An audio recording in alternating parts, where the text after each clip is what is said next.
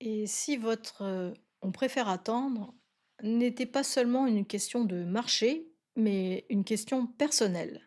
En ce moment, ici dans le sud-ouest toulousain, à Seyss, Saint-Lys, Cugnot, Tournefeuille, j'entends souvent: on pense vendre, mais on préfère attendre. Le climat est incertain, on ne sait pas si c'est le bon moment. Et c'est compréhensible. Quand les taux bougent, quand les informations sont contradictoires, le cerveau cherche un point stable.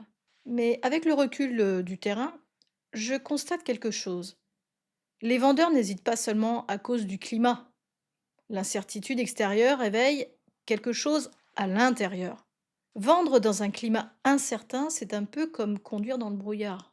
On avance plus lentement, on voit moins loin, on hésite. Notre cerveau n'aime pas ça. Il préfère une situation connue, même imparfaite, plutôt qu'un changement incertain, même prometteur. Alors on garde ce qu'on connaît, pas parce que c'est forcément mieux, mais parce que c'est rassurant. Plus le climat est flou, plus le besoin de sécurité augmente. Et puis il y a cette peur que j'entends souvent. Et si je vendais trop bas? On ressent toujours plus fortement une perte possible qu'un gain futur. Alors, on attend. On espère un moment plus clair, plus favorable. Mais un marché parfaitement stable n'existe pas vraiment. Il évolue, il s'ajuste, il change. Attendre peut rassurer, sans forcément faire avancer le projet. Parfois, l'hésitation va encore plus loin. Je pense à un couple que j'ai rencontré à Léguevin. Famille recomposée, deux maisons, des enfants déjà grands et encore des adolescents à la maison. Leur question n'était pas seulement financière, elle était parentale. Les grands commencent à partir, à construire leur vie, mais les adolescents, eux, sont encore en pleine construction. Pour un adolescent, sa chambre, ce n'est pas juste une pièce, c'est un repère. Alors, vendre peut réveiller une inquiétude très simple. Est-ce qu'on les déstabilise au mauvais moment? En même temps, garder 2 maisons, c'est lourd. Financièrement, logistiquement, mentalement. Et là arrive une autre peur. Est-ce qu'on va réussir à vendre en même temps? Parce que pour acheter plus grand, il faut souvent que les 2 ventes s'alignent. Si l'un vend rapidement et que l'autre non, l'équilibre change. La pression peut monter. Parfois, on préfère ne rien lancer. Parce que rien ne démarre, rien ne peut mal se passer. Derrière tout ça, il y a souvent cette question silencieuse. Si on se trompait? Se tromper pour les enfants, se tromper dans le couple, se tromper financièrement. Dans une famille recomposée, les raisons ne sont pas toujours les mêmes.